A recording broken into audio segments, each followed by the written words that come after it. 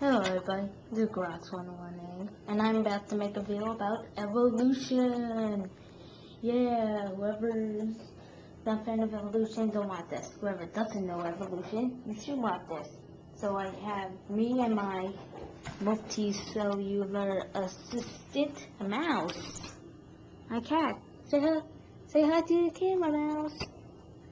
Mouse. Okay, mouse is kind of lazy right now.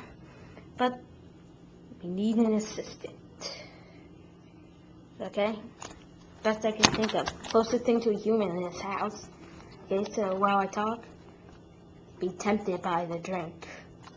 Now, evolution is mainly a process of creatures changing and evolving. I have a little diagram for evolution, but I'm not done with it. I'll show it in a different video, okay? Now, creatures evolved because of an accident, sort of. Kind of strange, though. Mainly, you know, cells. Tiny bacteria, they're everywhere. They're right here. And not in the camera could get close enough to see it.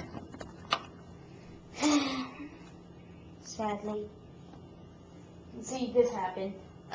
Chemicals came together and made a cell.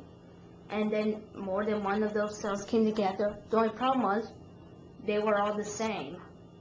And then other creatures were made, but they were all the same too. So mainly, that's not good because if mainly your kid is a clone of you, well, if a virus comes and your kid is not affected by it, mainly they'll all die. That's not successful. But then soon cells start coming together and making multi-cells. These used to be the giants of their day. They used to be. But then different cells were made and different multi-cells came, which makes what animals are. Mixing of genes.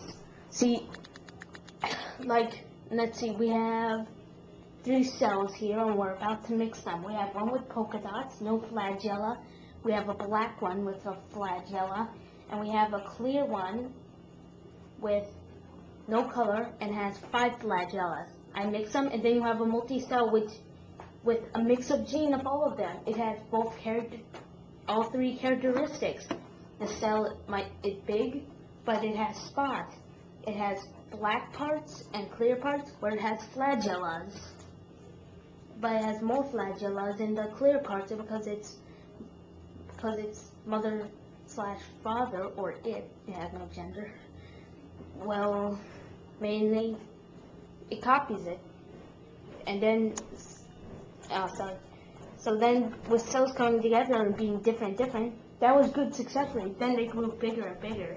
See, this showed that by mixing genes, certain cells in certain places do certain things. Then they started to make some of the first more advanced life. After that, you will have seaweed. You'll then have, sponges. And if you can see, the cells made out of the seaweed are the same cells, same exact cells. They're ones that take light and turn it into food. Photosynthesis. Those are all the same cells. But then there's the sponge, not SpongeBob. See, the sponge organism is made of 2 different cells. One cell takes in food and organic stuff around so it can eat, and the other one lets out all the excess ones and all the water and sand it absorbs. But then soon cells came together and made one of the first mobile animals, the jellyfish. It had primitive eyes. The primitive eyes back then used to be just little sensors, light detecting sensors. It can only see light in different colors, nothing exact. Then the Permian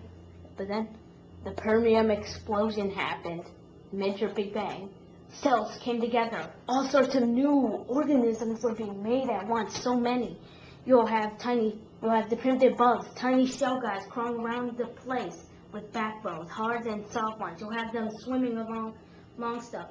You'll have one of our way distant ancestors, a tiny fish, no tail, no jaw, no fins, and is about the size of our thumb that eat the flesh off of dead creatures. You'll have the first true predator. It's a giant shrimp-looking thing with a hardback shell, some of the first eyes, and a deadly mouth.